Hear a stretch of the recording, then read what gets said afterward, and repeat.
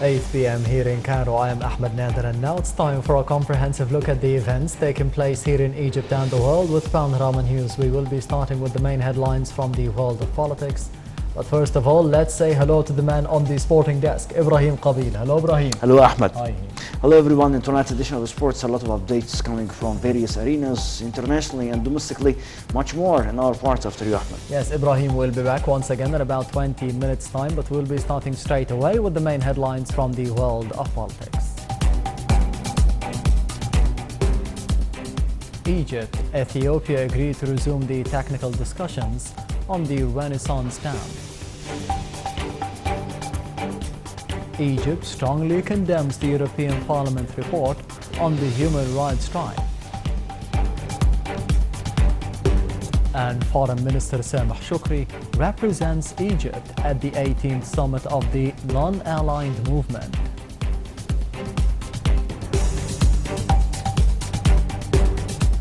Welcome back. President Abdel Fattah al-Sisi returned home late on Thursday after concluding the Russia-Africa summit held in the Black Sea resort of Sochi. President al-Sisi and the Russian counterpart Vladimir Putin held a joint press conference where they reviewed the main topics tackled during the summit. President al-Sisi expressed his appreciation for the Russian president over hosting the summit and stressed the significance of the Russian-African cooperation over the upcoming period.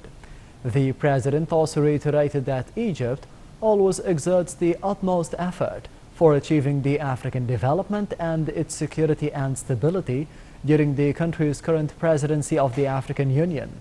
For his part, Putin said that Russia is looking forward to enhancing ties with the African countries, especially in the fields of trade, economy, energy, and investment. President Abdel Fattah al-Sisi confirmed on Thursday that African and Russian peoples share strong bonds, aspirations, and challenges. Addressing the first general session of the Russia-Africa Summit, the president said that these bonds proved the need to enhance the African-Russian cooperation. The head of state reiterated the need to support the African Union policy of reconstruction and development after setting conflicts and creating resilience to prevent the recurrence of such conflicts and to strengthen the state's institutions to be able to protect their countries. President el-Sisi invited Russian President Vladimir Putin and African heads of state to participate in the first Aswan Forum for Peace and Sustainable Development to be held on the 11th and 12th of December 2019. For his part, Putin said that the Russia-Africa Summit is the start of a cooperation between the two sides. He noted that upgrading the level of economic trade and social cooperation is one of the priorities to Russia. President el-Sisi and his Russian counterpart Putin held a joint press conference where they reviewed the main topics tackled during their summit. President el-Sisi expressed his appreciation for the Russian president over hosting the summit and stressed the significance of the Russian-African cooperation over the upcoming period. The president also reiterated that Egypt always exerts utmost effort to achieve Africa's development and its security and stability during the country's current presidency of the AU.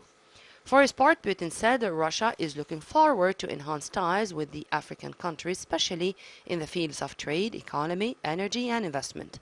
Following the summit, President el-Sisi and his Russian counterpart witnessed the signing of a number of agreements and memo of understanding between Russia and the African Union.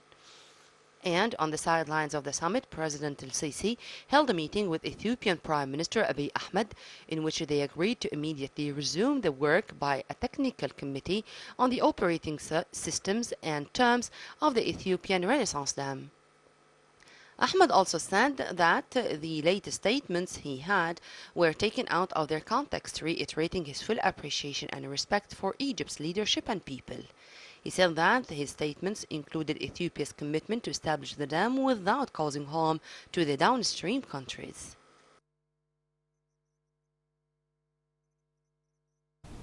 On behalf of President Abdel Fattah al-Sisi, Minister of Foreign Affairs Sameh Shoukry is due to address the 18th summit of the Non-Aligned Movement member states, which kicked off in Baku, Azerbaijan.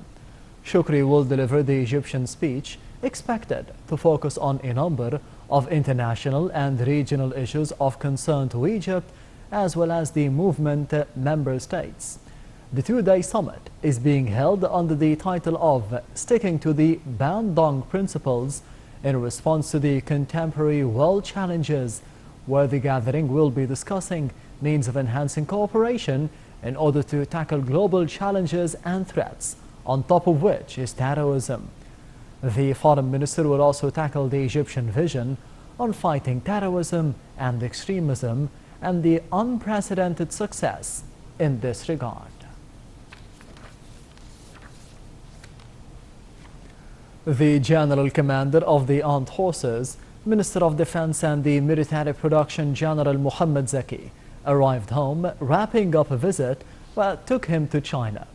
The minister headed a senior military delegation for a few-day visit to Beijing, where he met the Chinese counterpart and reviewed with him means of enhancing military cooperation with the Asian country in the fields of armament and the military personnel training, as well as exchanging expertise in the other relevant areas. Zaki hailed the appreciation and pride of the strong ties and partnership binding Egypt and China, and asserted that the two countries shared a common vision on supporting stability efforts in the Middle East. The House of Representatives condemned in the strongest terms a resolution issued by the European Parliament on the Egyptian human rights record. The Parliament expressed the absolute rejection of the resolution being issued by a party not concerned with reporting on the Egyptian internal affairs. The legislature deemed such a resolution a part of the continued systematic resolutions which could not be taken seriously by the country's political leadership or its people. The Parliament regretted that the European Union Authority was influenced by the non-governmental organizations and the terrorist groups while deciding on the Egyptian human rights. It added that the country's development of the human rights drive has always emanated from a free political and national will which strongly believes that the human rights is part and parcel of the country's comprehensive development process. And still in Egypt, the cabinet assigned officials in the cities overlooking the Mediterranean Sea, the Delta and the Suez Canal, as well as north and central Sinai, to be on high alert and to be prepared for the unstable weather conditions.